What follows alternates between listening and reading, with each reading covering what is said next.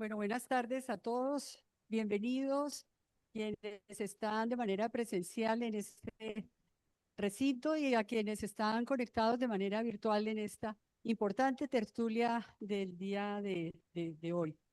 Muchas gracias al doctor Nelson Ruiz y por su conducto, a la doctora Argüelles, presidente de la sala, presidente, perdón, del Tribunal Superior de Cali, el doctor Nelson, presidente encargado de la sala civil, por permitirnos hacer esta tertulia en este hermoso recinto emblemático, por lo demás, de esta querida ciudad de Cali. Magistrados, asistentes todos, Acoldese es un centro de pensamiento, el más acreditado y prestigioso centro de pensamiento donde se reúnen los expertos, los estudiosos, los interesados, los estudiantes, los jóvenes, a debatir y estudiar temas de derecho de seguros y materias afines. Acoldese es a su turno la sección nacional de la Asociación Mundial de Derecho de Seguros, una muy importante y sólida asociación que fue creada hace 65 años por quienes eran los juristas más importantes en Europa en ese momento. Estoy hablando de André Besson, de Ripert, de Antígono Donati, Hans Müller, en fin, y otros tantos más. Ellos crearon hace 65 años la Asociación, decía, Mundial de Derecho de Seguros, AIDA, y Acoldese es la sección nacional de esta asociación mundial. Acoldese fue fundada por quien fue un referente, el referente más importante que hemos tenido en derecho de seguros a nivel internacional, el maestro J. Efrén Osa. Y Acoldese también tiene 64 años de fundada. Después del maestro Efrén Osa, vinieron y se han dado cultores importantísimos del derecho de seguros, como el doctor Hernán Fabio López y otros más. Acoldese, pues, es un espacio donde cabe la academia, donde cabe la magistratura, donde cabe la judicatura, donde cabe la industria y todos los actores del sector de seguros para debatir, para estudiar el derecho de seguros. Yo felicito en esta ocasión al capítulo de Cali de Acoldese por esta muy importante iniciativa que hoy nos permite tener el enorme privilegio de contar con la presencia y la participación de la doctora Adriana López, magistrada de la Sala Civil de la Corte Suprema de Justicia. Muchas felicitaciones y muchas gracias a Alan del Río, su director, y a todos los miembros del capítulo por este esfuerzo y esta iniciativa tan especial. Y le doy la palabra al doctor Alan del Río. Muchas gracias, doctora Carmenza Mejía. Muy buena tarde para todos los que están aquí presentes, para quienes nos encuentran conectados. A mí mismo me complace muchísimo estar en este momento por todo lo significativo que acaba de mencionar la doctora Carmenza, por tener a la doctora Adriana López en nuestra ciudad, en este tribunal en el que trabajamos tanto, acompañarnos también de mi querido compañero Juan Miguel Tofiño, es director de este capítulo de Cali, en torno a lo que pretendemos que sea una conversación y casi que unos diálogos con la justicia, con mesura, con aplomo, con desde luego las limitaciones propias de lo que significa este escenario, pero también como la posibilidad de interlocución entre los usuarios de la justicia y quienes la administran. Aquí es maravilloso ver este auditorio con abogados litigantes, jueces, magistrados, funcionarios de la rama judicial y de la jurisdicción civil. Quiero dejar un espacio corto para que puedan saludar. La doctora Adriana lo desea y además porque sé que está muy contenta por visitarnos. Sí, estoy muy contenta de compartir este espacio tan importante de retroalimentación entre la rama, el litigio, la academia, en un tema tan importante que es el contrato de seguro, que justo veníamos hablando hace un momento afuera, no se acaba. Uno creería que hay temas que ya están más que decantados y siguen y siguen y siguen saliendo nuevas teorías, nuevas aproximaciones. Lo primero, pues agradecer al capítulo de la Condesa, a la doctora Carmenza Mejía y a los magistrados del Tribunal Superior por abrirnos esta eh, belleza del lugar y este espacio donde podamos compartir estas ideas con el doctor Alan del Río y con el doctor Juan Miguel, quienes han estado muy atentos en buscar, entre los tres hemos construido tres sentencias que puedan ser de interés en esa combinación de aspectos sustanciales interesantes, pero sobre todo cómo se reflejan en el proceso, en el mundo procesal. Eh, y pues sin más preámbulos, le daría también la palabra al doctor Juan Miguel para que empecemos y nos pongamos en materia. Muy buenas tardes, magistrados, a nuestra presidenta, doctora Carmenza Mejía, el doctor Alan, a todos ustedes, bienvenidos y por supuesto también un saludo muy fraterno para quienes nos ven de manera remota. Solo quiero agradecer pues, el espacio que se nos brinda acá para esta interlocución y me declaro en las manos de nuestro moderador para que, si a bien lo tiene, iniciemos con este conversatorio. Perfecto. Pues bien, tratar temas procesales en el contrato de seguro puede ser no solo interminable, sino también muy difícil en la selección de los subtemas, porque siempre quedará inagotado. Así que, pues con esa pretensión más acotada, decidimos abordar tres temáticas que son las que invitan la tertulia: prescripción, legitimación y llamamiento en garantía, a partir de o desde la perspectiva de la jurisprudencia, seleccionando tres sentencias que vamos a empezar a ubicarlas en, primero sobre la prescripción, luego sobre la legitimación y luego con el llamamiento en garantía. Quiero empezar a mencionar, que lo van a ver ustedes en pantalla. La primera sobre la prescripción. Caso fallado por la Corte en la que seguro de vida de deudores, donde se discutió el problema jurídico fue la prescripción de la acción que iniciaron los beneficiarios del seguro, estos en la fracción del excedente del seguro de vida de deudores contra la compañía aseguradora. El asegurado en ese seguro fallece en 2015, enero, por tratarse de prescripción, entonces las fechas aquí son relevantes.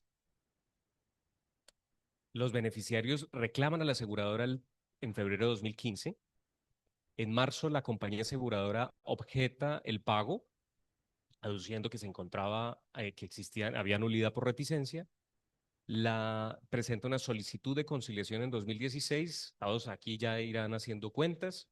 Hay una conciliación fallida en marzo de 2016.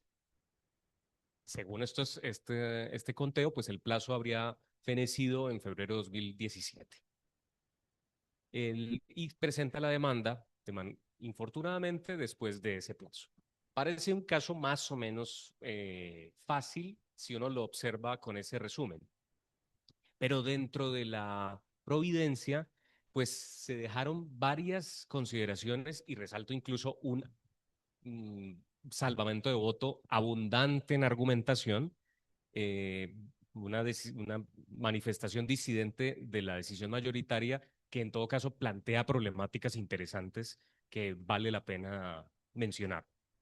Quiero hacer una mención de que, o reiterar el hecho de que vamos a conversar con la doctora Adriana, en especial para conocer la perspectiva desde la jurisprudencia desde la Corte, comprendiendo las limitaciones también que la doctora Adriana, por su investidura, tiene para expresar sus propias opiniones Así que, pero al mismo tiempo también tendrán ustedes al final de esta tertulia espacio para preguntar, lo mismo que las personas de manera virtual. Les agradecemos también que la pudieran acotar en función de no auscultar propiamente la opinión de la doctora Adriana, sino en una perspectiva mucho más amplia. Dicho esto, ese es el caso. Queremos escuchar, doctora Adriana, en términos generales, ¿cuál fue la perspectiva que tuvo la Corte? ¿Por qué llegó a esa conclusión? Y si puede ir adentrándose un poco también en lo que plantea el salvamento. De acuerdo. Importante anotar que en segunda instancia el tribunal declaró probada la excepción de prescripción que había sido propuesta por la aseguradora frente a considerar que ya se habían cumplido más de 2 años desde el hito a partir del cual se debía contabilizar ese término prescriptivo de los 2 años. En casación, básicamente, los principales puntos que denunciaron los herederos y la cónyuge, que fueron quienes vinieron en casación, fue señalar primero, nosotros somos terceros absolutos en ese contrato de seguro de vida deudor, no somos parte, y sobre esa base a nosotros nos debe aplicar no la prescripción ordinaria de 2 años, sino la prescripción extraordinaria que está en el tercer inciso del artículo 1081 del Código de Comercio de 5 años. Y en últimas, nos deben aplicar lo que trae el artículo 1131 con el desarrollo que también ha hecho la jurisprudencia de la Corte frente a que en nuestra calidad de terceros víctimas, la prescripción que nos aplica es la extraordinaria de 5 años. Sobre esa base, entonces no hubiese vencido el término para acudir a la jurisdicción. Entonces, el problema jurídico que enfrenta la Corte en la tesis mayoritaria, porque hay un salvamento de voto muy extenso que se apartó completamente de la decisión, fue, primero, hay regímenes de prescripción indistintos, ordinario y o extraordinario, para aplicar a una u a otra acción derivada del contrato de seguro. La respuesta es no. Hay un solo régimen de prescripción que, si bien puede ser ordinario o extraordinario, arranca a correr al mismo tiempo, y el que se configure primero es al que ha de estarse el juez. Primer tema. Segundo tema, desde el punto de vista de lo que ya la Corte, porque aquí lo que hace es retomar de todas maneras una jurisprudencia de antaño frente a qué debe entenderse por interesado o cualquier persona de acuerdo a los supuestos que trae la prescripción ordinaria, interesado, o la prescripción extraordinaria contra cualquier persona. Ello no refiere a que en un caso se trate de partes del contrato y en otro se trate de los demás, de terceros. A ello no fue a lo que se refirió el legislador. Básicamente, cuando se refirió a toda clase de persona, lo que quiso fue incluir sobre todo el tema de los incapaces en ese momento, ya obviamente un tema superado por las legislaciones posteriores, pero no para indicar que la ordinaria era solo para las partes del seguro, llámese tomador y aseguradora, y que la extraordinaria era para todos los demás terceros relativos, pues porque podían obviamente derivar un derecho de ese seguro. En esa medida, la respuesta que trae la Corte a ese problema inicial jurídico es: hay que mirar cuál es el hecho que da base a la acción o momento a partir del cual nace el respectivo derecho, que son los dos conceptos que se utilizan en la ordinaria y la extraordinaria, pero que ya la Corte ha dicho son sinónimos, para entender qué prescripción se configuró primero. No es que para unas acciones, repito, sea la ordinaria y para otras la extraordinaria. En esa medida, y tomando en cuenta que se conoció o debió conocer la muerte del asegurado para que los herederos pudieran iniciar su acción el mismo día en que ocurrió. En todo caso, hay prueba en el expediente que reclamaron días después de la muerte a la aseguradora, pues ese fue el hito o momento a partir del cual debía empezar a contarse la prescripción ordinaria de 2 años. Y sobre esa base, la Corte avala la tesis que venía del tribunal para considerar que para ese caso específico la prescripción ordinaria fue la que operó. Primer, digamos, solución que se le dio a ese problema jurídico inicial. El segundo problema que aborda la Corte es el 1131, que es el de el hito o momento a partir del cual se contaría el término de prescripción en seguros de responsabilidad civil, que sería a partir de que acaezca el hecho externo imputable, obviamente, a el asegurado respecto de la víctima. Sí podría aplicarse la teoría que ya de alguna manera ha hecho carrera en la Corte de que siempre para la víctima la prescripción será extraordinaria de 5 años. Dice la Corte, 1, el seguro de responsabilidad es un seguro de daños, es un seguro patrimonial. Aquí estamos en el escenario de un seguro de personas. Estamos hablando de un seguro de vida de deudores, por lo tanto no se puede trasladar ese concepto de víctima absoluta que sí opera en el seguro de responsabilidad a un seguro que es un seguro de personas. Y de alguna manera, a pesar de que la Corte no lo dice tan claro, quienes toman el puesto del asegurado, pues son sus causavientes, es decir, sus herederos y su cónyuge. Entonces, de alguna manera, al estar en esos zapatos, pues mal podría hablarse de que son terceros absolutos para efectos de ese contrato de seguro. Y por esa vía, dando respuesta al segundo problema jurídico, que fue el segundo punto, digamos que fundamentó el cargo de casación, y es por qué no me aplicó, por qué me inaplica el 1131, la Corte de alguna forma confirma completamente la sentencia del tribunal para, en conclusión, establecer, 1, indistintamente para la acción que derive del contrato de seguro, aplican ambas prescripciones. ¿Cuál opera? La que se configure primero. No es que para unas acciones va con la ordinaria y para otras acciones va con la extraordinaria. Segundo, cuando hablamos de interesado, no hablamos únicamente de partes específicas y restringidas de las que el Código de Comercio señala el contrato de seguro, tomador y asegurado. Nos estamos refiriendo en general al que pueda tener interés asegurable frente a ese siniestro.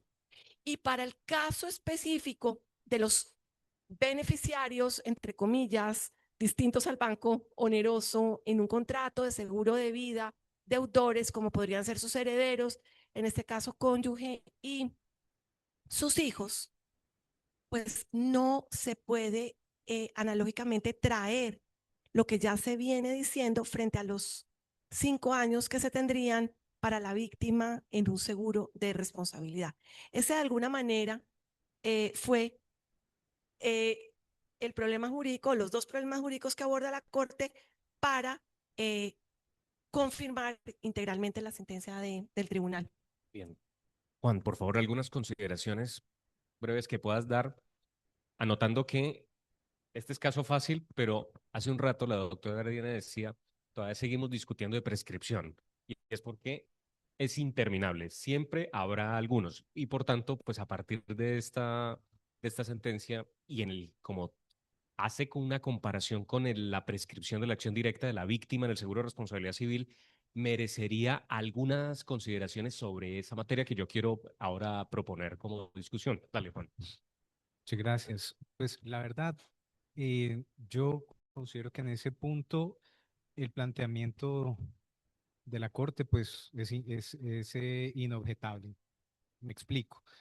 La norma, el 1131, sobre el cual edificaban el cargo, es muy claro al señalar en el seguro de responsabilidad civil, digamos, el siniestro se entenderá y esa justamente cuando se creó la regla de interpretación que dio lugar a, digamos, a tener esta, am, digamos, esta línea jurisprudencial conforme a la cual en el seguro de responsabilidad la acción directa de la víctima se rige por el término de la prescripción extraordinaria, fue precisamente eso, que la manera en la que se configuraba el siniestro para la víctima, pues era de manera objetiva, o sea, cuando caezca el hecho externo imputable al asegurado, y por lo tanto, pues esa arquitectura, esa estructura se acompasaba con el, digamos, con la prescripción extraordinaria. Esto no ocurre desafortunadamente por fuera del marco del seguro de responsabilidad civil.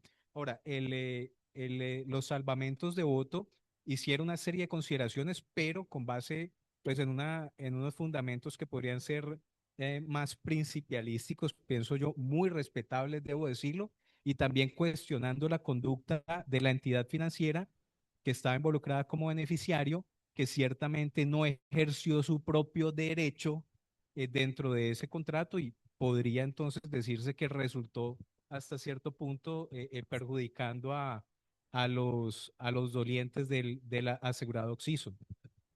Ahí hay un punto frente a lo que menciona Miguel, importantísimo, un punto muy importante, y es el tema de legitimación, que de alguna forma, en un momento histórico, como el beneficiario oneroso en esos seguros de vida deudores era solo el banco o el acreedor, pues era el único legitimado, y si no hacía nada, quedaban, digamos, los herederos y quienes podían derivar derecho del patrimonio del difunto maniatados. Se supera por lo menos desde hace un tiempo atrás el tema de que sí están legitimados. Y eso de alguna manera es también lo que sustenta el por qué, digamos, deben estarse al régimen general del 1081 de acuerdo al momento a partir del cual conozca o deba conocer el hecho que daba hacer acción. Para quien no se haya aproximado a esta sentencia y en especial al salvamento, que es, insisto, muy abundante en argumentos, pero no extenso porque sí, creo que tiene unos argumentos porque percibo yo que tenía un ánimo disruptivo, pero no necesariamente en función del entendimiento de la prescripción, sino del entendimiento del seguro de vida de deudores, que es, en verdad, vale la pena otra tertulia al respecto. Concibiendo que en realidad el interés asegurable en ese seguro no es el del asegurado deudor y por ende de los beneficiarios, sino del mismo banco. Esto, insisto, discusión amplísima que le permitió entonces, por consiguiente, en ese argumento decir, bajo esta perspectiva, los herederos o beneficiarios sí son terceros porque el interés asegurable es del banco. Insisto, planteamiento que yo creo que no ha tenido discusión suficiente. Y más bien me permite una pregunta para confirmar mi intuición. La Corte, doctora Adriana, no ha tenido ocasión de referirse a ese específico problema de legitimación en el seguro de vida de deudores. No, digamos que lo ha dado como sucedió aquí en esta sentencia, desde esa perspectiva, como una habilitación directa para cualquiera que pueda demostrar que tiene un interés asegurable, así no sea ni el asegurado ni el beneficiario oneroso como sería el banco, ni tampoco ha podido abordar, porque estuvimos revisando este tema que trae el salvamento. El salvamento realmente lo que busca es desmontar la naturaleza del seguro de personas, del seguro de vida del grupo de deudores o grupo de deudores, para volverlo de alguna manera un seguro de daños, un seguro patrimonial, darle un poco la connotación de víctima a el cónyuge y a los herederos, y de alguna manera justificar por qué se les ha debido aplicar los 5 años del 1131, el artículo 1131, y no los 2 que aplicó la Corte, como lo dice Alan, de entrada, atacando completamente la naturaleza de ese contrato para decir que solo el banco tiene interés asegurable, que al deudor, que además se va a morir, ¿qué le importa?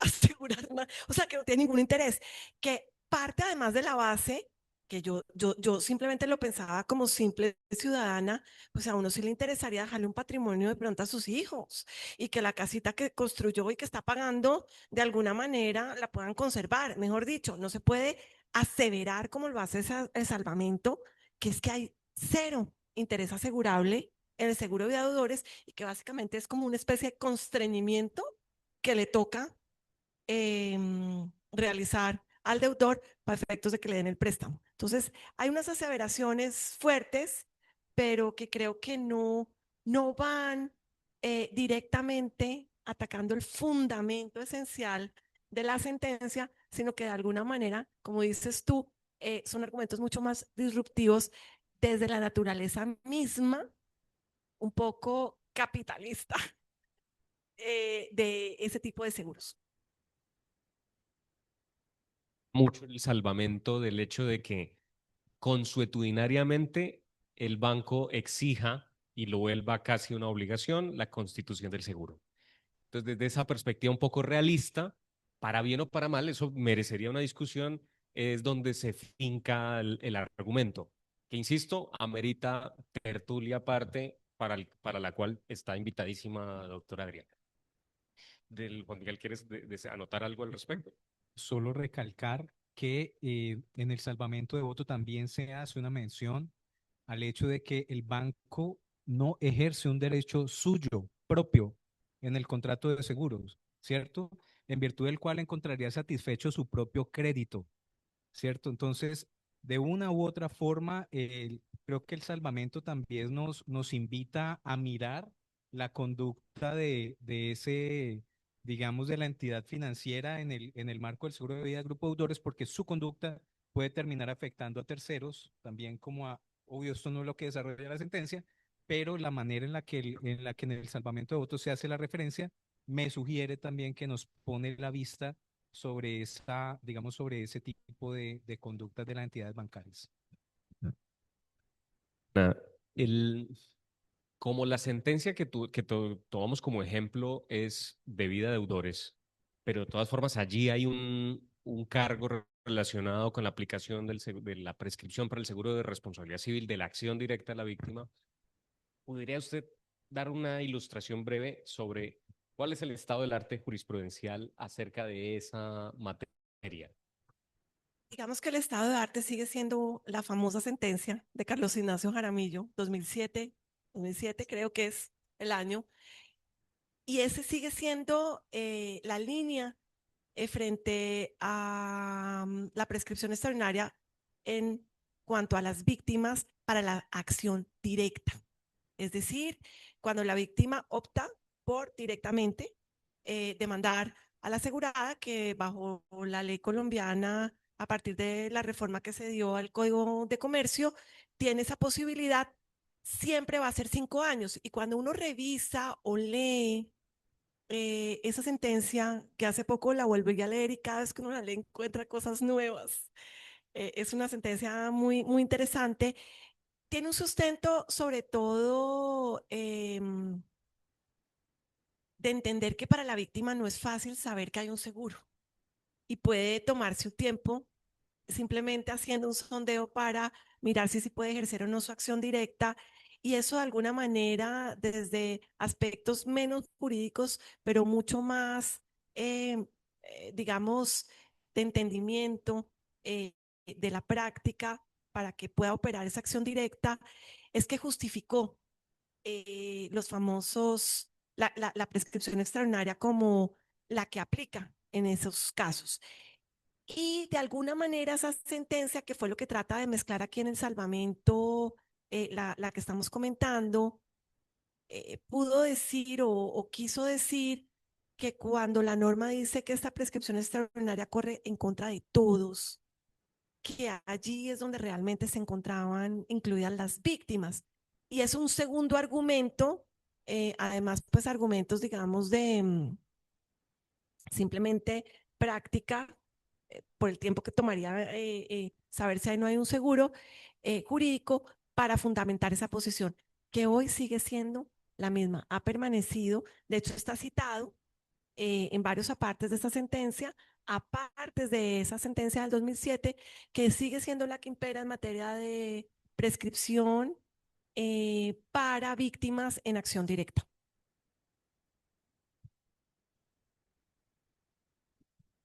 Esa parece ser una tesis muy pacífica que se reiteró y creo que está sólidamente sustentada.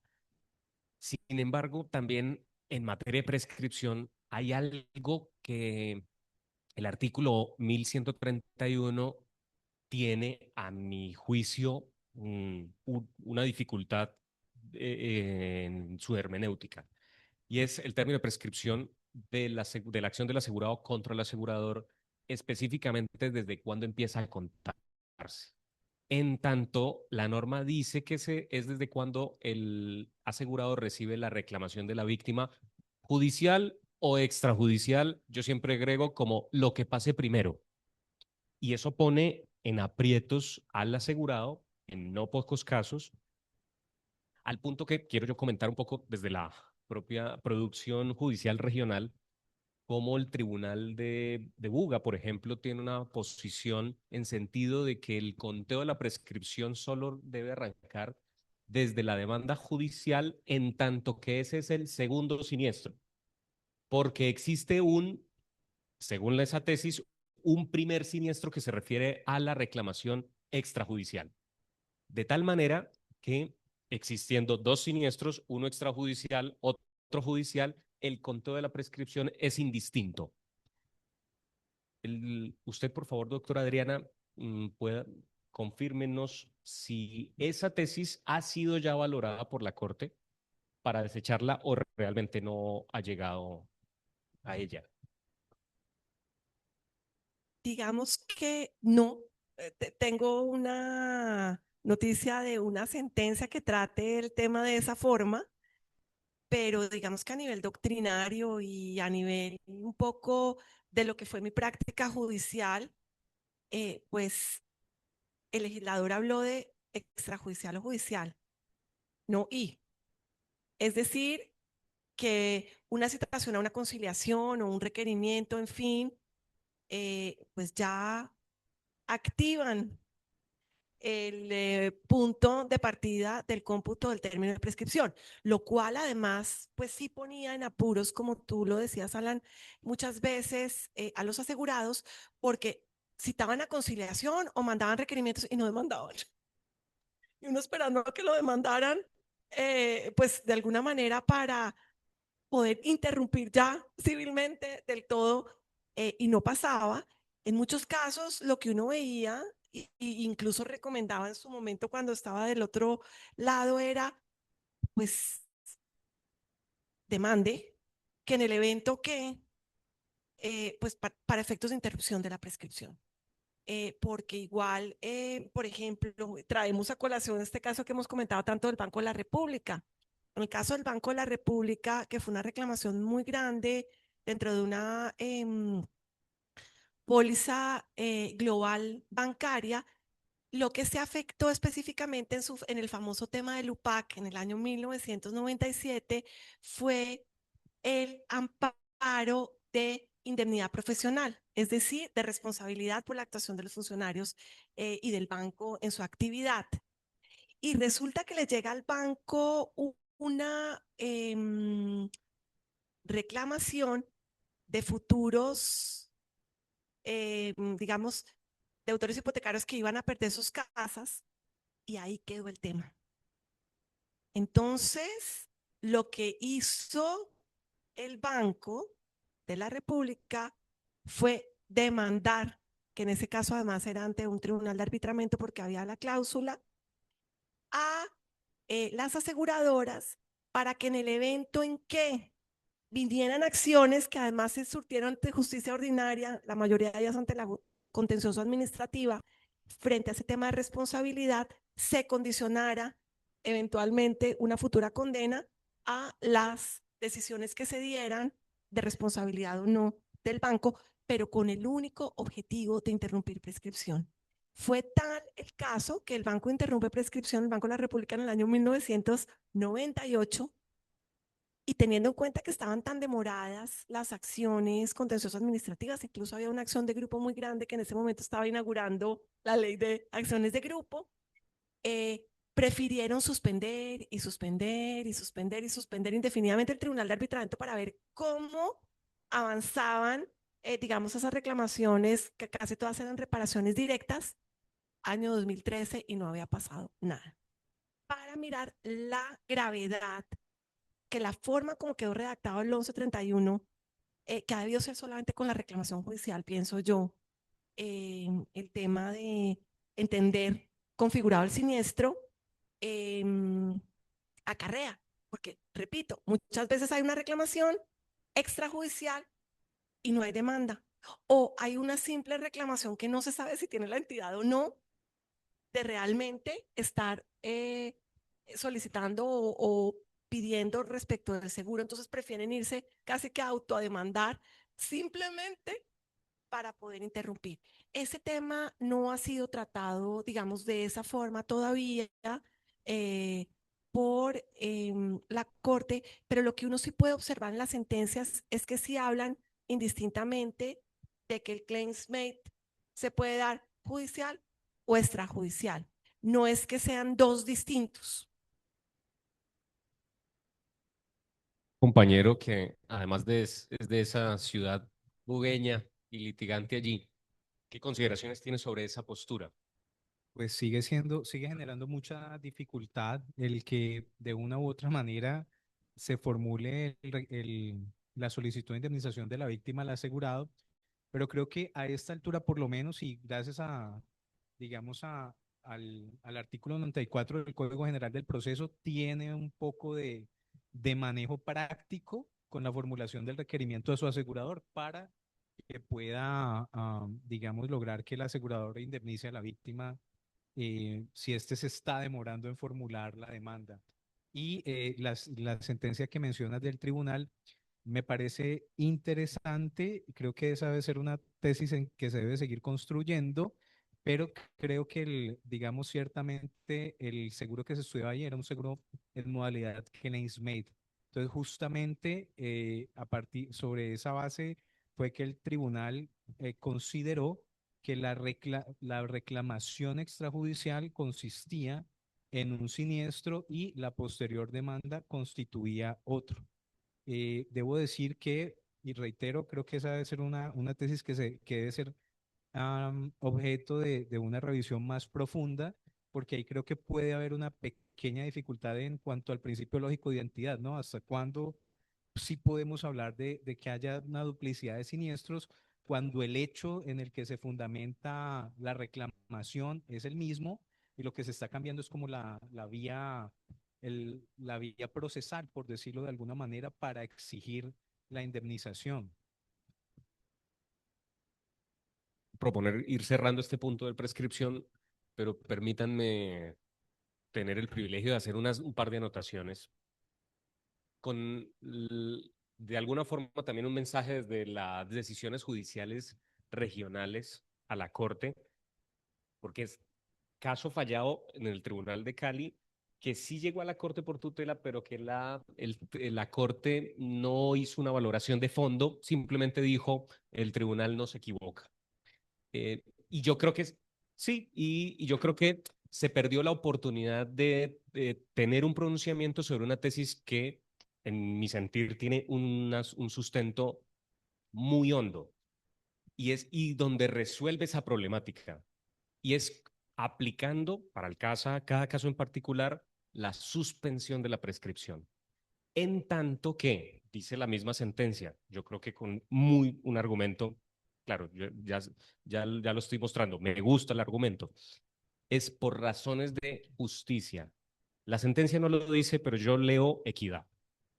Es decir, yo leo incluso, no lo dice la sentencia, lo digo yo, contra leyes.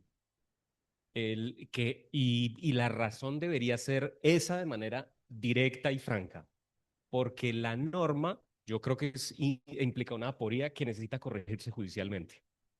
La sentencia del tribunal dice, comillas, enterada la compañía de seguros de la reclamación extrajudicial de la víctima, no es posible considerar por claros principios de justicia e igualdad entre los contratantes que la prescripción continúe corriendo para el asegurado en espera de que la víctima decida formular la demanda.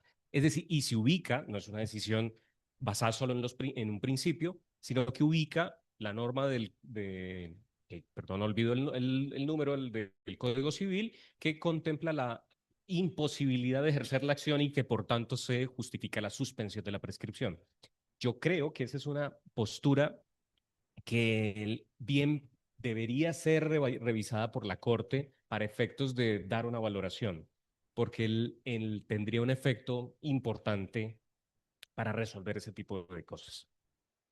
No quiero consultar, ni más faltaba allí su opinión, pero sí dejar esa idea. Y una cosa que encuentro también muy relevante que la Corte merecería, que yo mismo desearía recibir de la Corte, es cómo aplica el principio de buena fe, para seguir hablando de principios del derecho, en materia de prescripción.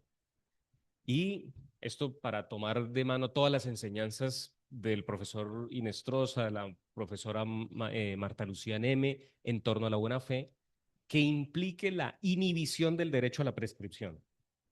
Porque la prescripción no es un derecho absoluto como ningún derecho lo es. Y para eso tomo en la mano un laudo arbitral súper conocido del mundo asegurador, súper discutido, pero que yo creo que no se le ha dado la popularidad judicial, si se quiere, al sustento que tiene. Caso en el cual el asegurado, es un caso en el cual el asegurador le dio la confianza, según dice el laudo, al asegurado de que no le invocaría la prescripción ante una reclamación judicial que le estaba realizando una víctima. El proceso judicial, contencioso administrativo, por cierto, en el cual no fue llamado en garantía, pues me estoy olvidando algunos detalles, pero había cláusula compromisoria en el seguro. Conclusión, en el juicio judicial, en el proceso judicial de la víctima contra el asegurado, entidad estatal, no se vinculó a la compañía de seguros. En el caso, hubo comunicaciones en las cuales la compañía aseguradora le dio la confianza, en palabras mías de este caleño, es tranquilo que todo bien, nos vemos después. Tranquilo, me va contando sobre la condena, palabras más o menos. Cuando llega la condena, caso caleño, y ahora sí le dice el asegurado, págame, dice no, prescripción. El laudo arbitral, déjenme por favor un minuto más para señalar, yo creo que la riqueza que tiene, la argumentativa que tiene este laudo. La prescripción no es solamente transcurso del tiempo computable a punta de calendario y nada más. Esto ya es bastante interesante. Sigo por allí. Antes que eso, es una institución que admite, al igual que motivos de interrupción y suspensión, los llamados impedimentos ratione initi, cuya presencia toma inadmisible el ejercicio del deudor de la facultad de oponer la prescripción extintiva como ejercicio irregular o abusivo de la excepción de prescripción, y que entre sus posibles modalidades abarca el quebrantamiento por el señalado deudor del venire contra factum al invocar la prescripción en su beneficio. Esto es pura buena fe. Yo trato de ubicar ese mismo argumento, principio del derecho buena fe, transversal en cualquier discusión, tanto sustancial como procesal, y me encuentro, solo para dejarlo planteado, casos en los cuales el asegurador asume la defensa del asegurado o controla la defensa. Seguros de grandes riesgos en los cuales se dilata, se prolonga mucho el ajuste del siniestro, y pasado el tiempo de prescripción, el asegurador ahora sí se niega el pago. No obstante, ha demostrado actos de cierta consideración, pero no necesariamente una aceptación propia de la obligación, como sería la interrupción natural de la prescripción, sino los comportamientos. Y también de la parte asegurada. Yo no puedo imaginar que el asegurado, reticente, doloso, dilate dolosamente la reclamación judicial para hacerse beneficiario de la prescripción de la nulidad. Y para tratar aquí de decir algún equilibrio de que la figura de la buena fe permitiría inhibir los derechos en cualquiera de las dos circunstancias donde se presente abusos. No quiero consultar la opinión de la doctora Adriana, solo dejar esas menciones que yo creo que la Corte bien podría tomar mano de este principio para poder identificar y corregir esos comportamientos. Dejo darle. Me- eh, sabes que es lo que acabas de mencionar es súper trascendente. Es que además en la dinámica del seguro de responsabilidad, el asegurador afecta la póliza no en un único momento, ¿no? Sino que va de una u otra forma, afecta la póliza mediante el pago de amparos accesorios o secundarios. Ya lo mencionabas, la defensa del asegurado, por ejemplo, bueno, otra serie de, digamos, de amparos menores, ¿cierto? Pero los fondos se proveen de la misma bolsa financiera que es el contrato de seguros y además con un mismo propósito que es salvaguardar el patrimonio del asegurado. En últimas, lo que está haciendo es reconocer su obligación de protección patrimonial frente al asegurado, que eso de una u otra forma también en las normas que rigen la prescripción en el Código Civil aplicables a todos los contratos mercantiles, incluido el Código de Comercio vía artículo 822 del Código de Comercio, pues también son mecanismos para conservar vivas las acciones, son también un mecanismo para interrumpir la prescripción. Quería solo hacer esa acotación que me parece que se articula muy bien con lo que estás contando. Gracias, Juan. Queremos pasar entonces al siguiente punto. Voy a leer de ahorita. Antes de esto, voy a leer una pregunta que nos dejan desde Medellín nuestro querido Esteban Aguirre, a quien le dejo mi saludo cariñoso. Y hablando de la prescripción del asegurado frente a su aseguradora, podríamos decir que si no existe reclamación extrajudicial, que en efecto no debería ser percutor de la prescripción, sino solo judicial, que por términos de prescripción en responsabilidad civil se puede dar como regla general cerca a los 10 años. A partir de ahí podemos contar los 2 años de la prescripción ordinaria frente al asegurado. ¿Quiere hacer alguna referencia? Pues es que la norma en la combinación de las acciones derivadas del contrato seguro y las generales de responsabilidad civil puede llegar allá. Es decir, la víctima tiene hasta 10 años, digamos, en la acción de responsabilidad general para demandar.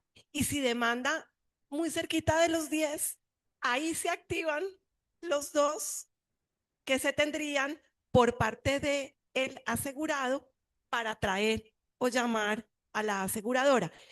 Incluso hay muchas aseguradoras que limitan esta exposición a unos periodos dentro de las pólizas con cláusulas especiales, porque es que estamos hablando que puede llegar a ser 12 años de exposición de la compañía de seguros en espera de que la víctima no ejerza la acción derivada del contrato de seguro, sino la general de responsabilidad, y a partir de ese momento es que se activan los famosos 2 años para que el asegurado pueda llamar en garantía o demandar directamente a su aseguradora el reembolso o el pago de lo que vaya a.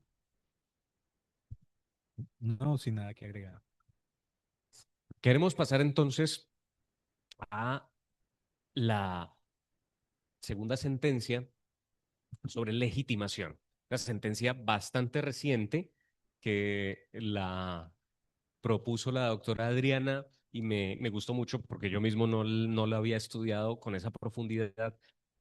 Y además que se trata de un juicio, creo que todavía interminable, eh, de un gran asegurado con repercusiones económicas muy importantes. Brevemente, una aseguradora otorga un seguro de responsabilidad de directores y administradores a un grupo empresarial. En el año 2012, una empresa que hace parte del grupo empresarial presenta, perdón, no, aquí hay una imprecisión. Un banco externo, tercero, presenta la reclamación a la compañía de seguros, aduciendo la responsabilidad civil de una de las empresas aseguradas del grupo. La,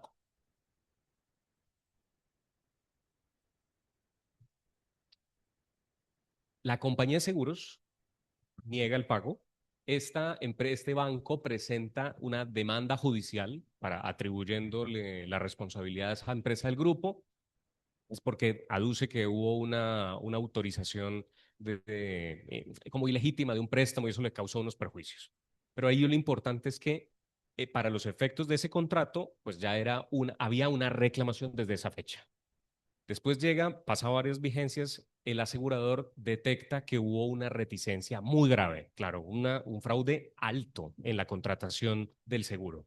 Había una desinformación acerca de sus condiciones financieras, para decirlo de esa forma, y presenta la nulidad del contrato de seguro de responsabilidad civil. La presenta naturalmente contra el tomador del seguro. Y aquí la problemática resuelta por la Corte es acerca de se formula un proceso arbitral, el proceso arbitral se falla en 2019, ese proceso arbitral concede la nulidad por reticencia y señalando que para todos los efectos y todas las reclamaciones, el seguro la aseguradora no tenía que pagar absolutamente nada. Cuando ya existía en curso una demanda judicial de un tercero, anotó que no estaba vinculado al proceso de nulidad.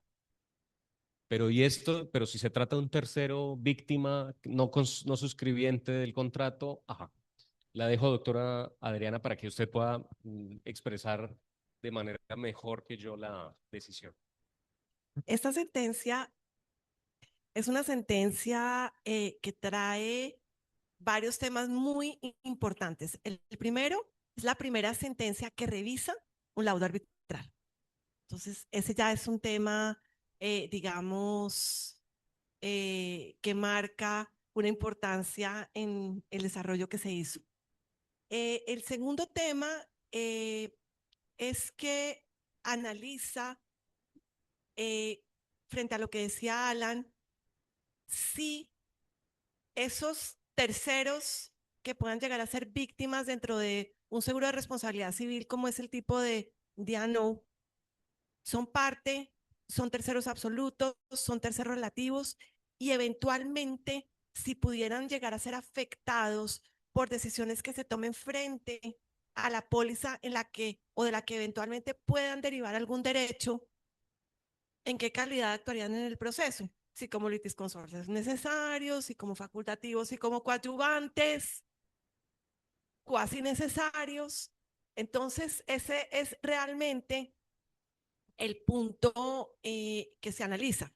Porque miren acá, y por eso es muy, digamos, es un tema casuista, y la sentencia por eso crea dos reglas nuevas, pero muy aplicadas, que digamos es uno de los salvamentos que acusa esta sentencia mayoritaria de ser muy casuista.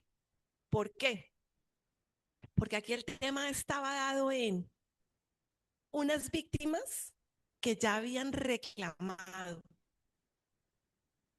que estaban ante justicia ordinaria llevando el trámite de su proceso de reclamación que había sido objetada por la aseguradora alegando reticencia. Pero en el marco de un proceso arbitral en donde solamente eran partes, la tomadora, que en este caso eran las sociedades no liquidadas de Interbolsa, y la aseguradora, se discutió la validez de ese contrato de seguro. Se estaba discutiendo precisamente si hubo reticencia y en ese caso poder declarar la nulidad relativa del contrato de seguro, como en efecto hizo el laudo arbitral. Entonces, declara la nulidad relativa, es el laudo arbitral, y el proceso, que es lo que alega el banco BVA dentro del recurso extraordinario de revisión, que está adelantando en contra de la aseguradora, pues se queda sin sustento porque la base, que es el contrato seguro, ya no existe. Se lo anularon por allá en un proceso en donde ni siquiera la citaron. Entonces, las causales son las que sustentó el recurso extraordinario de revisión fueron una mala fe, aduce, y digamos, esos son argumentos que se trajeron dentro de la sustentación del recurso, que la aseguradora pues era conocedora que había una demanda del banco, pues porque era parte, y no dijo nada en el tribunal de arbitramiento. Porque si hubiese dicho algo en el tribunal de arbitramiento, de pronto se hubiera traído, se hubiera llamado, se hubiera citado. No dijo nada. Entonces, sobre esa, digamos, premisa es que sustenta esa mala fe. Y la segunda causal, si es objetiva, y es, no me notificó de una decisión de la cual yo tenía que haber sido parte porque directamente afectaba mis intereses, indebida notificación. Digamos, la causal genérica de indebida notificación. La Corte acá, digamos, descarta el tema de mala fe, pues más allá de argumentos no está aprobado, y se concentró en el tema de la notificación, de si se ha debido notificar como parte directa a el banco dentro del proceso arbitral, es decir, si tenía calidad de litis consorte necesaria. O si no, simplemente era conocedor de pronto de la existencia del juicio arbitral como un mero coadyuvante que se hubiera podido presentar para ayudar, obviamente, a sustentar la posición, en este caso, pues, de las aseguradoras, de las aseguradas. Y aquí es donde vienen las subreglas que están en esta sentencia de revisión. La primera regla que desarrolla la Corte es: bajo un contrato de seguro de responsabilidad, si la víctima ya reclama, independientemente que esa reclamación haya sido objetada, por lo menos tiene un principio de derecho litigioso, ya tiene un derecho. Y ya sería afectada frente a cualquier decisión que se surta frente a la validez del contrato, de la cual depende su derecho. Y segundo, si puede ejercer acción directa, su acción no es derivada de la del asegurado. Su acción es directa contra la aseguradora. Entonces, ha debido, y digamos, esta es la segunda decisión que se toma, en ese caso, con esa subregla, no es cualquier beneficiario del contrato seguro, porque imagínense en una acción de responsabilidad civil trayendo pues a todo el que pueda, emplazando pues a todo el que pueda tener derecho, no. Es muy enfática la Corte en precisar que solo en los casos en los cuales ha reclamado, en donde ya hay una expectativa, por lo menos así, no se la hayan de primera mano avalado por la compañía de seguros de una indemnización. En ese caso se convierte en litisconsorte necesario. ¿Por qué? Y el desarrollo de la figura procesal, pues es sencillo. Todo el que con una sentencia que produzca efectos de cosa juzgada vea afectado su derecho, pues tiene que ser citado para defenderlo. Entonces, sobre esa base es que la Corte determina que sí hubo indebida notificación al no haber traído, por lo menos intentar traer al escenario arbitral al BVA, y anula o revisa la sentencia, que como en este caso tiene que ver con una indebida notificación, encuentra también otro vacío. ¿Qué hace? Porque si estamos en jurisdicción ordinaria se la devuelve al juez. ¿Para qué? Recomponga la actuación. ¿Aquí qué hace? Ya no existe tribunal de arbitramiento. Se encontró con otro escollo. Le tocó decir, vuelva ahí, configúrese a partir del centro de arbitraje que tenía esta actuación, que fue el de Medellín, un nuevo tribunal para que cite al banco y con base en eso lleve a cabo el proceso arbitral. Ojo, si es que el banco adhería o adhiere a la cláusula compromisoria, porque si el banco no adhiere a la cláusula, cesan los efectos del pacto arbitral y le toca irse a un proceso a justicia ordinaria. Esta fue la sentencia que fue, digamos, ha sido por muchos avalada, por otros criticadísima. Es una sentencia que tiene dos salvamentos de voto. Uno sobre la base de considerar que la figura que se ha debido entender para efectos de que el banco hubiese participado en el proceso arbitral ha debido ser la coadyuvancia. Pero pues la coadyuvancia no tiene ningún efecto de anular, obviamente, la decisión. Y el otro salvamento está mucho más enfocado en decir que la víctima no tiene ninguna acción directa, digamos, directa derivada contra la compañía de seguros y que por lo tanto tiene que estarse a lo que frente al asegurado y a la aseguradora le ocurra a ese contrato, es decir, tiene una vinculación indirecta o subsidiaria y por ese motivo nunca va a ser litisconsorte necesario para los efectos de que haga una reclamación directa a la compañía de seguros. Eso, digamos, es el otro salvamento. Y hay un tercero, pero es parcial, no frente a la decisión, sino frente a la consideración de la sentencia de revisión que le dijo al Centro de Arbitraje de la Cámara de Medellín, arranque de ceros. Este salvamento es un salvamento que dice lo que se ha debido hacer es lo que se hace en estos casos de indebida notificación y es conservar la validez de toda la actuación, traer obviamente a quien no fue citado debidamente, restablecerle todas sus oportunidades y derechos y después ya dictar el respectivo, en este caso, laudo. El tema que se considera aquí es que eso es muy fácil si estuviéramos hablando de justicia ordinaria.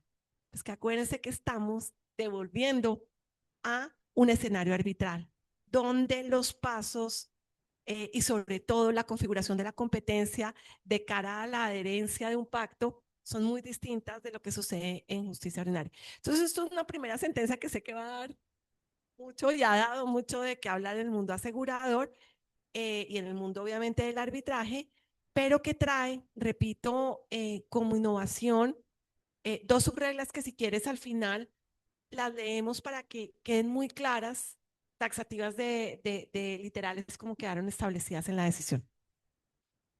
Paso a Juan Miguel con como un picante adicional y una pregunta o tema provocador.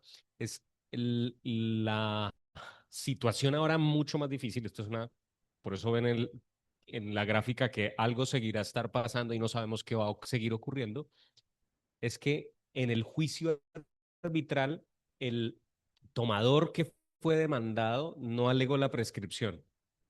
Y miren que la reticencia se habría producido hacía ya más de 5 años. Por consiguiente, entonces, retrotrayendo todo, vinculando a ese tercero afectado, este tendría derecho de alegar la prescripción si la corte, segunda circunstancia.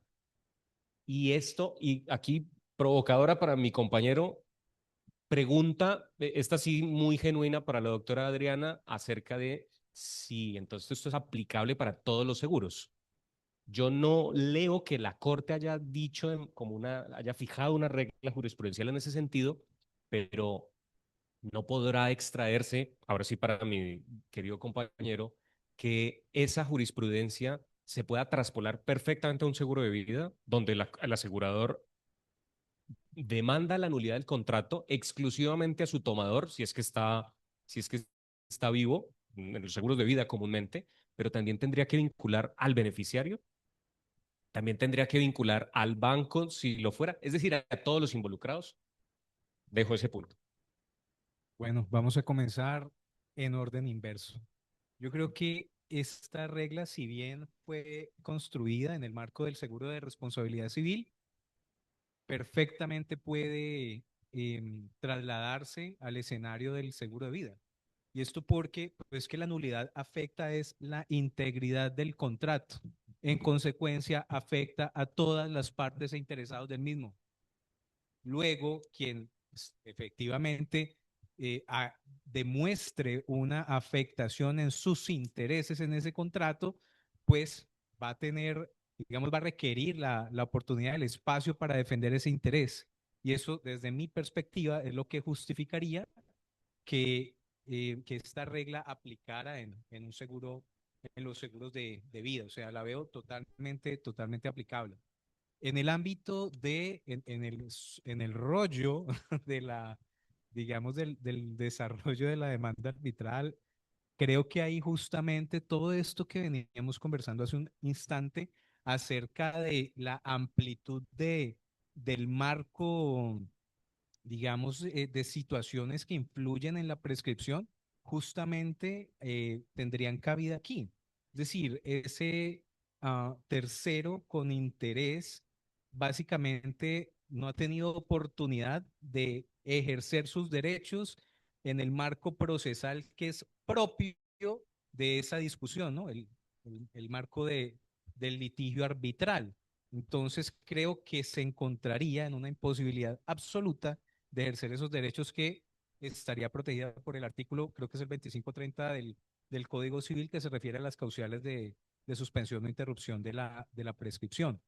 Y justamente para culminar, creo que sin duda alguna el, el, el hecho de que, como lo decía hace un instante, la nulidad del contrato afecte su totalidad y afecte digamos, a todos los interesados que hay alrededor del contrato de seguros. Es lo que sin duda alguna justifica esa posición de la Corte y digamos que trae a buen recibo esa regla que se ha trazado en esa decisión.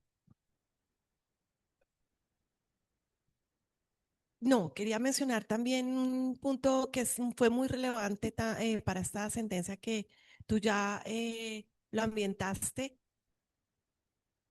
que fue uno de los fundamentos de la causal de revisión de mala fe, y es la pobre defensa o la mínima o nula defensa que realizó el asegurado en el trámite arbitral frente a esa demanda de nulidad por resistencia que presentó la aseguradora. Dice la Corte, pues finalmente son temas, uno no propone la prescripción, como lo dices tú, pareciendo estar configurada. La nulidad por reticencia, que de todas maneras desde esa famosa sentencia de Nicolás Bechara, sigue siendo también una línea que se sigue fijando pacífica de los 2 o 5 años, dependiendo obviamente delito del cual se parta, pero tampoco señaló absolutamente nada frente a un tema que sí trajo a colación el banco, y es, mire, este seguro se renovó varias veces en el marco ya de este escándalo. Entonces, ¿cómo viene la compañía de seguros a decir que no sabía si tenía toda la información contable a su mano para después venir a alegar que es que nunca se enteró de esos problemas, digamos, de insolvencia por los que estaba atravesando su asegurada? Pero nada de eso se dijo. Es un poco para ponerle más ají a lo que venía a decir Miguel, frente a cómo, digamos, esta sentencia sí puede ser muy casuista. Ya voy a leerles la regla para evitar que esto se vuelva un tema por fuera de lo que se quiso hacer acá, pero que sí tiene un componente de justicia, de equidad dentro de la decisión. La regla, mírenla, que es muy, muy clara y muy estricta. De lo anterior se desprende que si la aseguradora promueve la nulidad de un contrato de seguro o interpone cualquier acción orientada a dejar sin efecto sus consecuencias después de haber sido informada de la ocurrencia del siniestro y de la existencia de una reclamación concreta, está obligada a vincular al proceso no solo a las partes contratantes, sino también de manera necesaria a las eventuales beneficiarias que hayan formulado esa reclamación.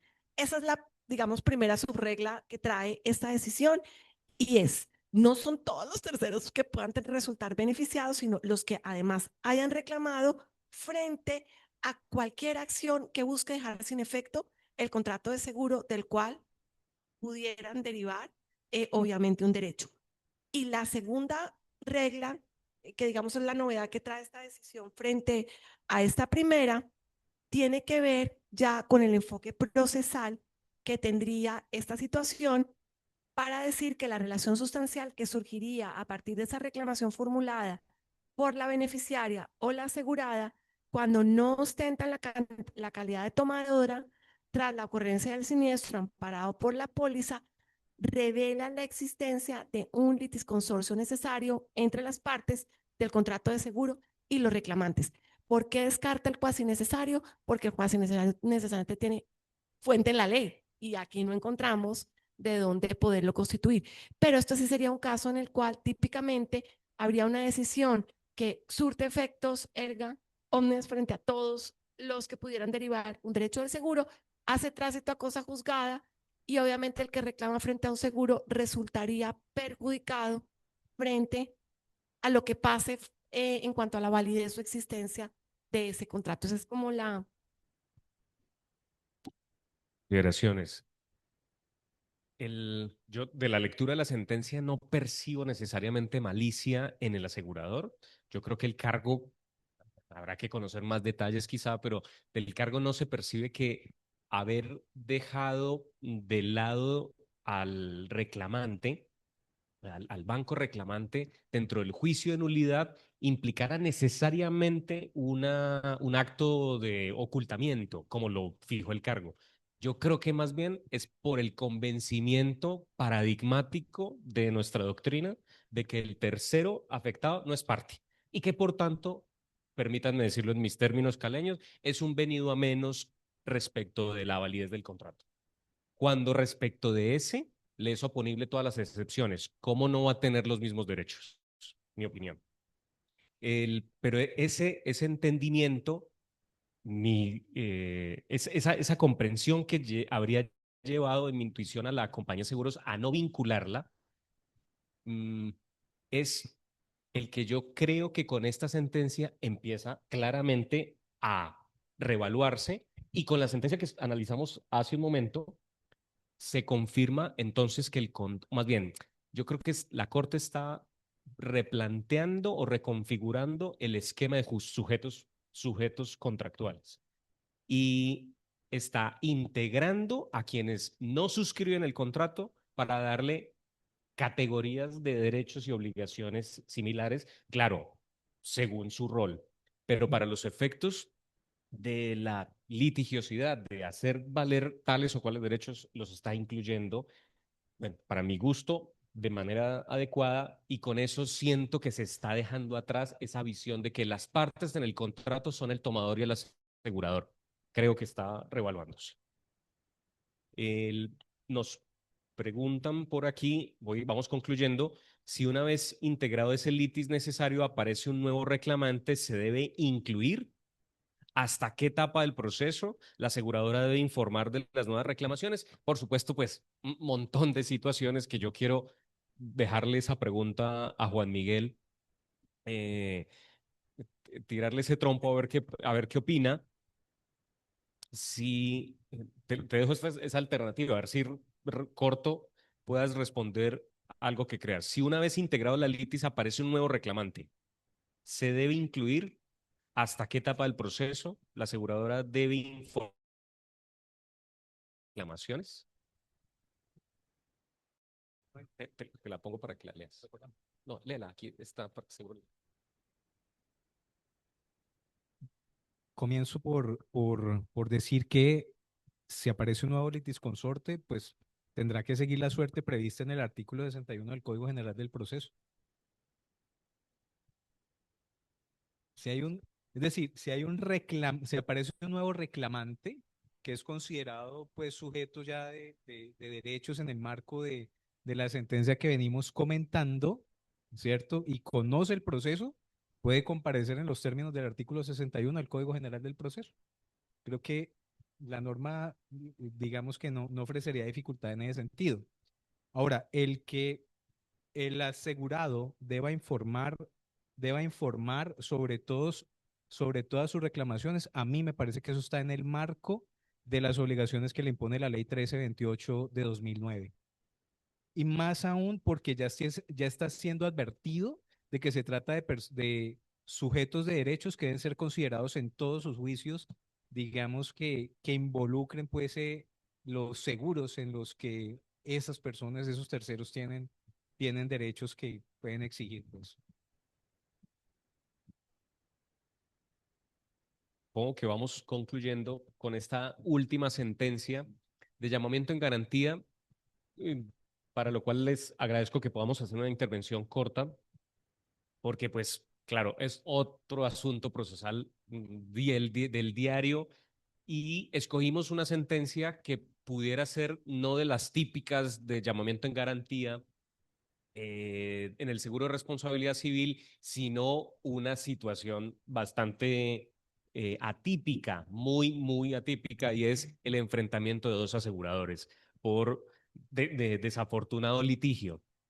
Y es en el que una compañía de seguros, lo hago brevemente, otorga, cuando digo una compañía es literalmente una sola compañía, otorga un seguro de enfermedades de alto costo que contratan las EPS por obligación en el año 98, pero que internamente tenía llama la misma compañía de seguro, un coaseguro interno o convenio de coaseguro interno, no aceptado por el asegurado, y esto es crucial para las condiciones que tiene el Código de Comercio en esa materia del coaseguro, el, en el cual el asegurado, la compañía, la EPS, hacía varias reclamaciones por las enfermedades de alto costo.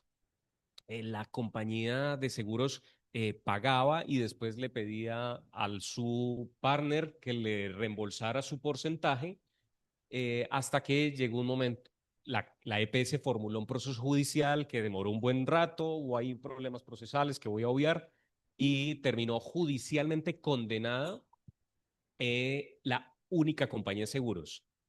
Pero dentro de ese juicio, esto es bien importante, la compañía de seguros vinculó a su socia, llamada por ella coaseguradora, pero fue desvinculada en ese proceso. Insisto, proceso en el cual terminó siendo condenada.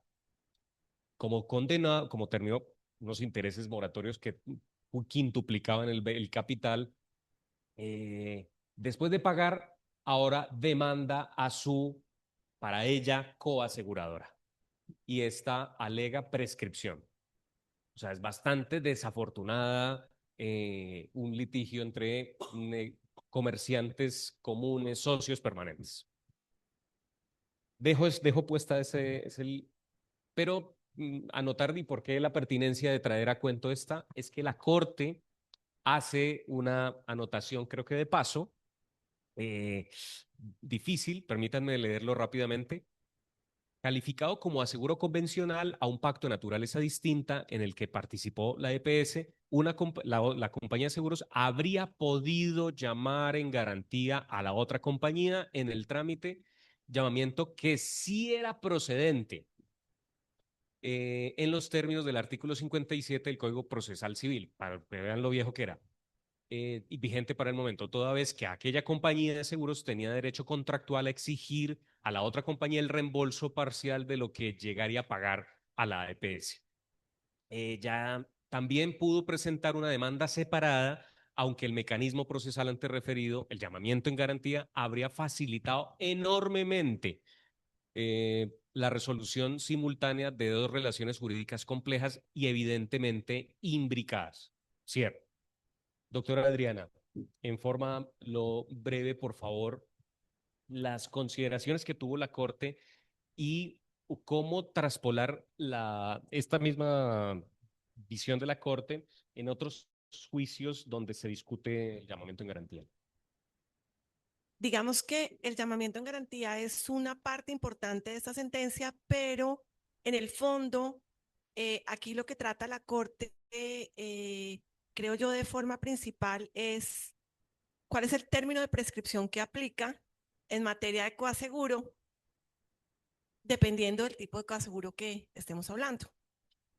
Porque aquí realmente lo que viene atacándose en casación es que se consideró que el término de prescripción que tenía, digamos, la aseguradora principal para pedir o reembolsar el porcentaje que se había comprometido la otra aseguradora, ya se había cumplido sobre la base de que se aplicó el de 2 años del 1081 Adicionalmente, aplicando un hito de inicio de cómputo del de la responsabilidad civil extracontractual.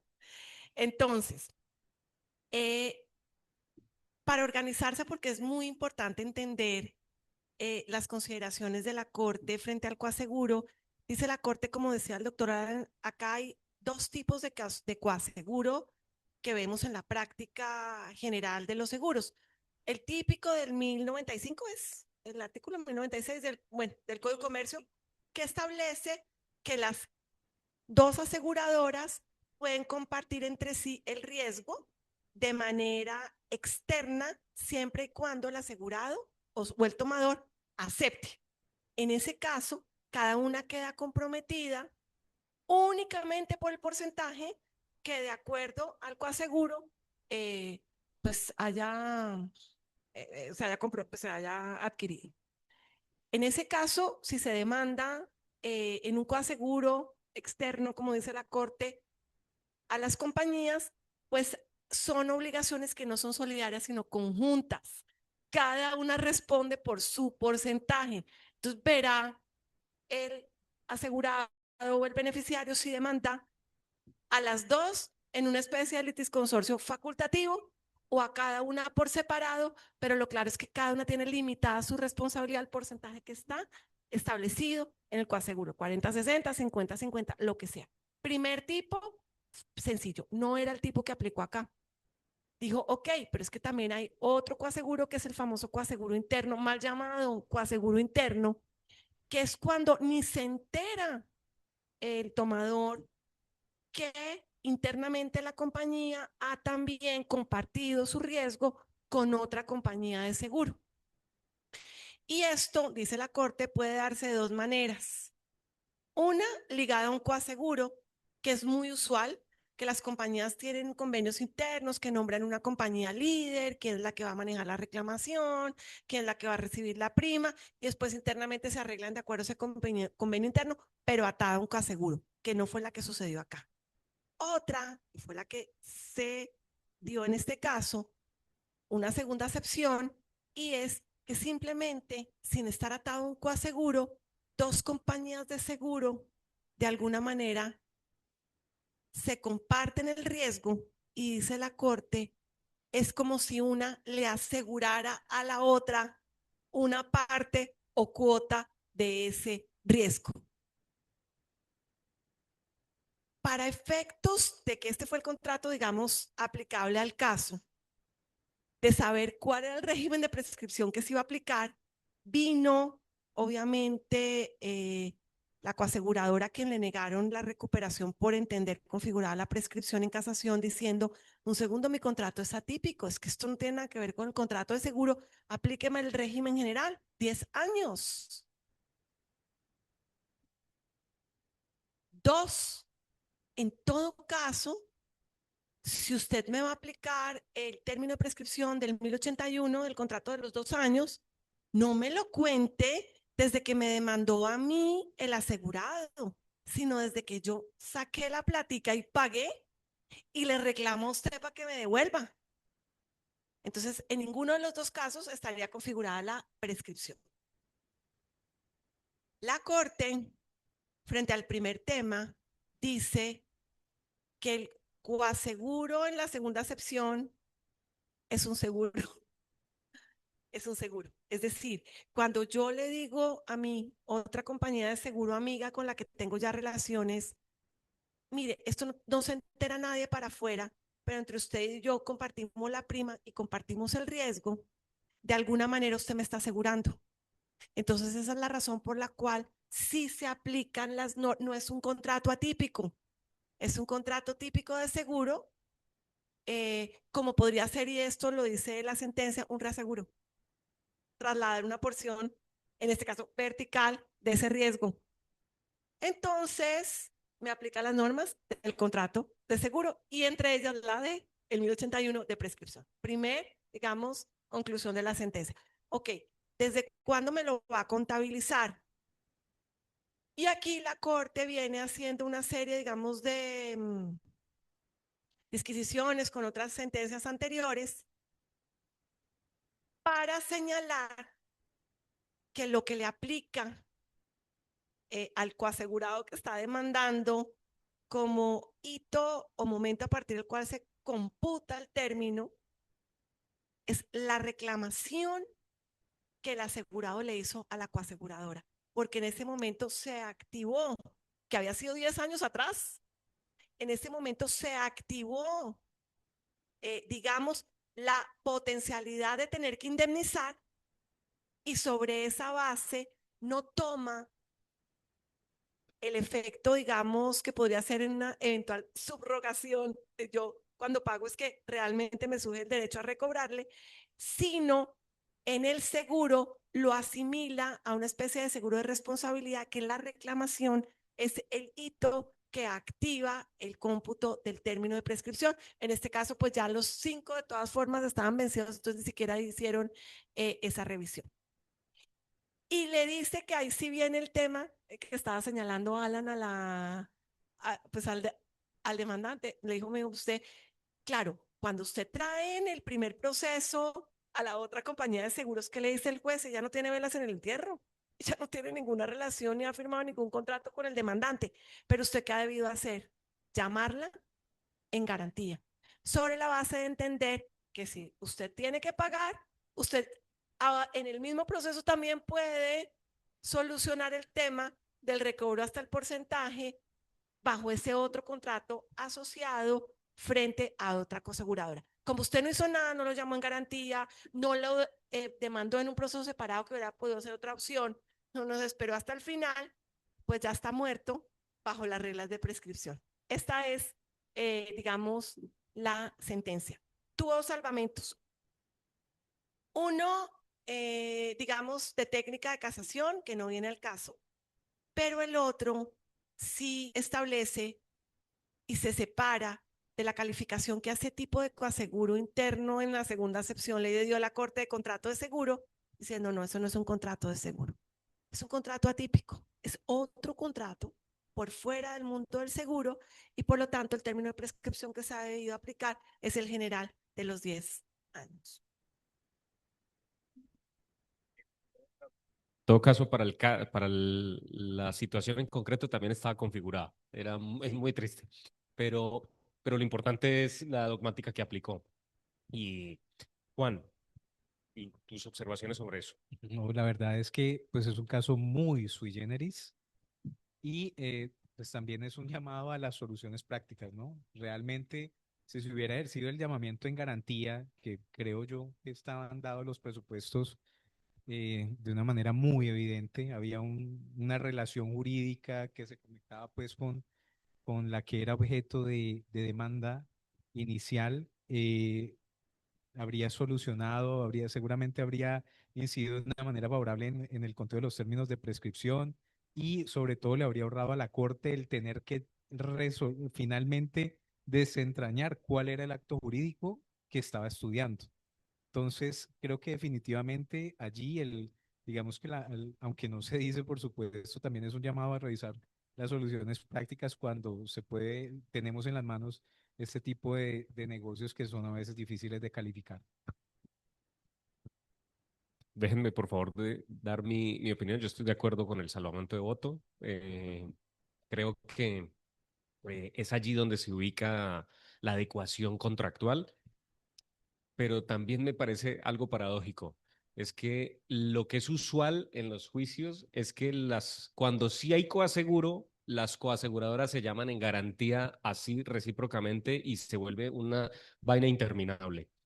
Pero en cambio, cuando se necesitaba llamar en garantía, porque en mi opinión era un contrato atípico de asociación, colaboración, como se llamara, se necesitaba. Lo que pasa es que en ese momento, yo creo de nuevo aquí en la convicción de la asegurador cuando demandó que sí era su partner, pero procesalmente lo que solicitó fue la vinculación como litis consorcio necesario.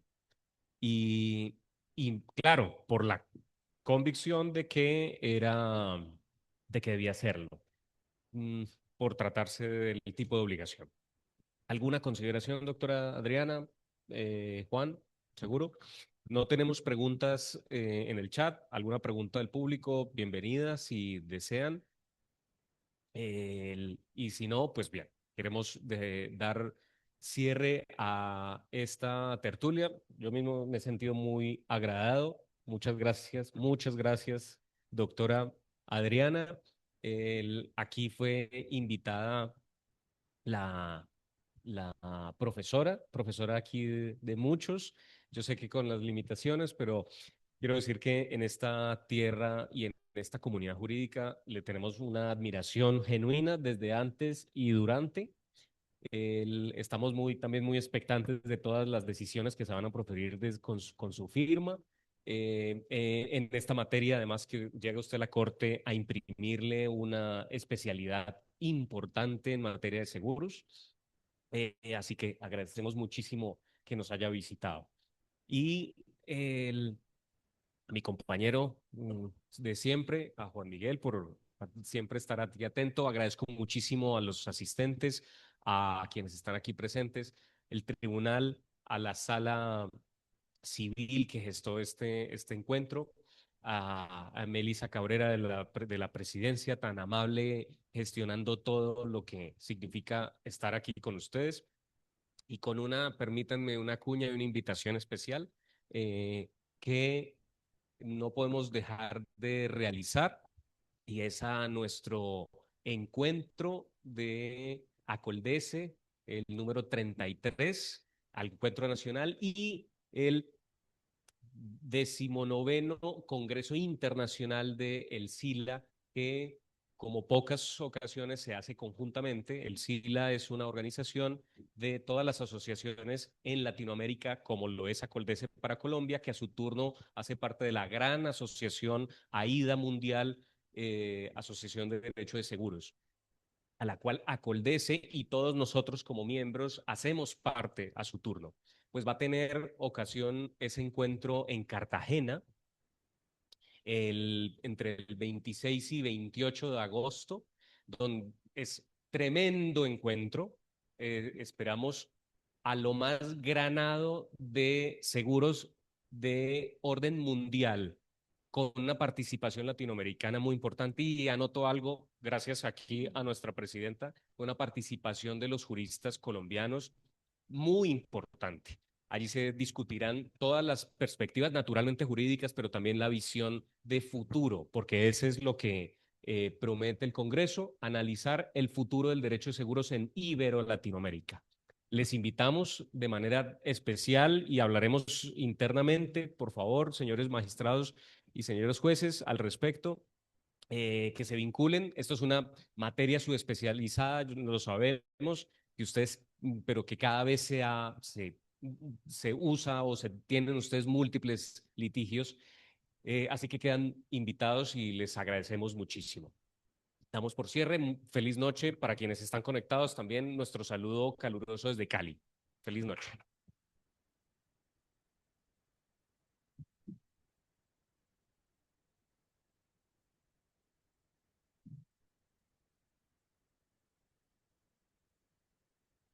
Bien, de nuevo muchas gracias, y por favor pasemos al pasillo para que compartamos algo también muy